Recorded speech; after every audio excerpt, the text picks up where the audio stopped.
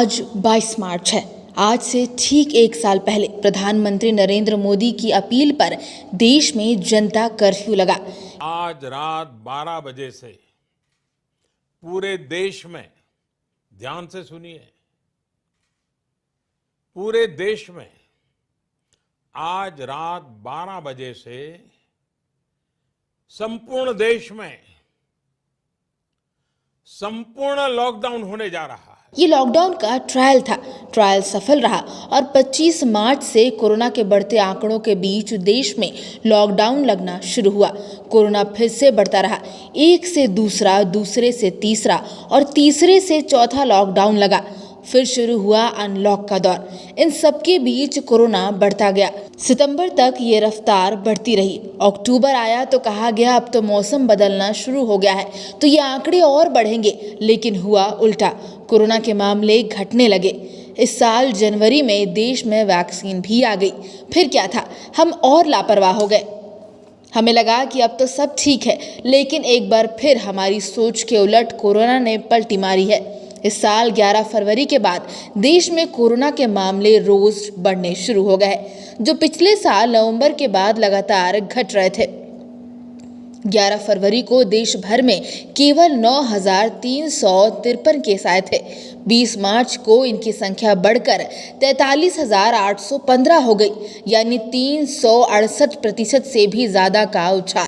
इस बीच रोज मौतों की तादाद भी बढ़ने लगी।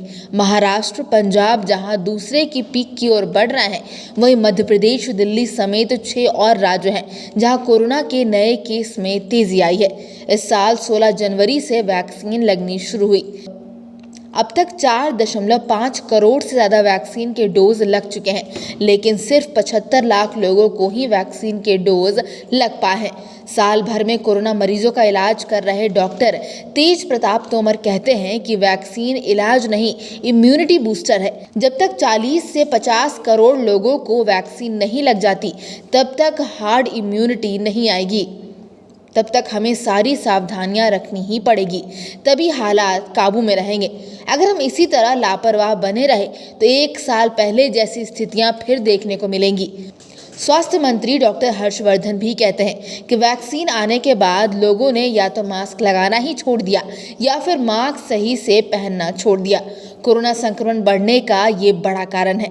महाराष्ट्र, पंजाब, कर्नाटक, गुजरात और मध्य प्रदेश में शनिवार को आए कुल मामलों में से 77.7% यानी 43,846 नए केस आए। केरल में मामले घट रहे हैं, लेकिन यहाँ भी शनिवार को 2,000 से ज्यादा केस आए। अगर केरल के मामलों को भी मिला ले तो शनिवार को आए कुल मामलों में इन 6 राज्यों में 53.14% नए केस सामने आए हैं।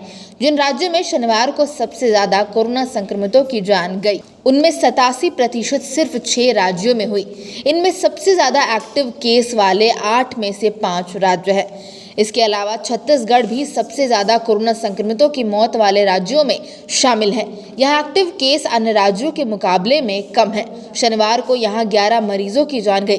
देश में 2 फरवरी को कोरोना के नए केस बढ़ना शुरू होने के बाद भारत की दुनिया में हिस्सेदारी 3 गुना बढ़ गई है। वहीं अमेरिका और ब्राजील की भागीदारी घटी है। अमेरिका में मौतें घटी हैं, लेकिन ब्राजील और भारत में करीब 79% बढ़ी हैं। देश में अब रोज होने वाली मौतें बढ़ गई हैं। 11 फरवरी को इस साल की सबसे कम 79 मौतें हुई थी। इसके बाद अब आंकड़ा लगातार बढ़ने लगा है। 20 मार्च को सबसे अधिक 196 मौत हुई हैं।